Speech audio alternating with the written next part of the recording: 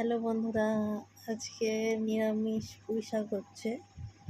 জানি প্রথমে একটু তেলের মধ্যে পাঁচফোড়ন আর লঙ্কাটা ভালো করে ভেজে এবার এগুলো দিয়ে দেবো। এর মধ্যে আনাজ দিয়েছি, কুমড়ো, বেগুন, আলু আর পুঁই শাক দিয়ে এবার ভালো করে একটু নাড়বো যাতে একটু জলটা শুকিয়ে যায়। অনেকক্ষণ ধরে ভালো করে নাড়তে হবে।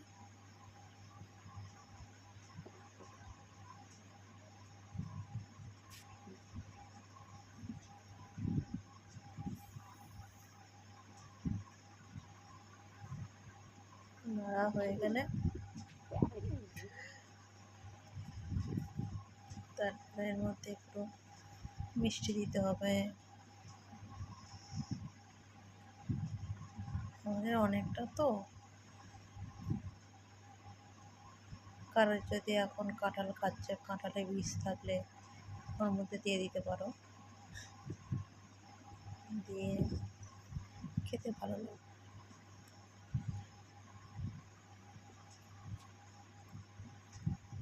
এটা নিরামিষ করছি, এটা মাছের মাথা দিয়ে করলেও ভালো লাগে, কিন্তু আমার সেদিনকে নিরামিষ দরকার ছিল, নিরামিষ খাবো বলে, তাই জন্য নিরামিষ করছি।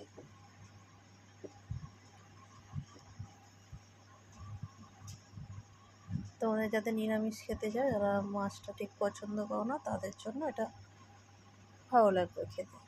করে দেখো একবার।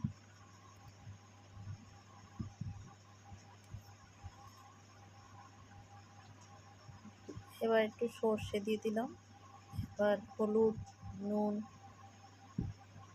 দিলাম অল্প করে। সর্ষে দিয়ে বেশি নাড়তে নেই, সর্ষেটা দিয়ে একটুখানি নাড়িয়ে নিলাম।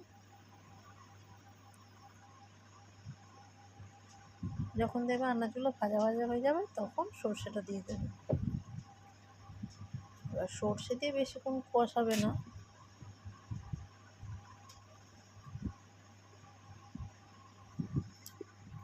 সর্ষে দিয়ে অল্প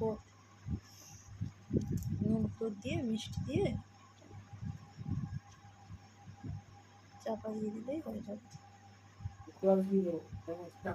একটু জলও দিচ্ছি, জল দিয়ে তারপর সেদ্ধ জল দিয়ে ভালো করে ফুটে যাবে। এবার চিনি দিচ্ছি, আগে চিনি দিলে হবে না, তাহলে পরে যখন হয়ে যাবে সেদ্ধ হয়ে যাবে, তারপরেই চিনিটা দিতে হবে। এবার হয়ে গেছে, জলটা শুকিয়ে গেছে। যতক্ষণ না জল শুকাবে ততক্ষণ গ্যাসের মধ্যে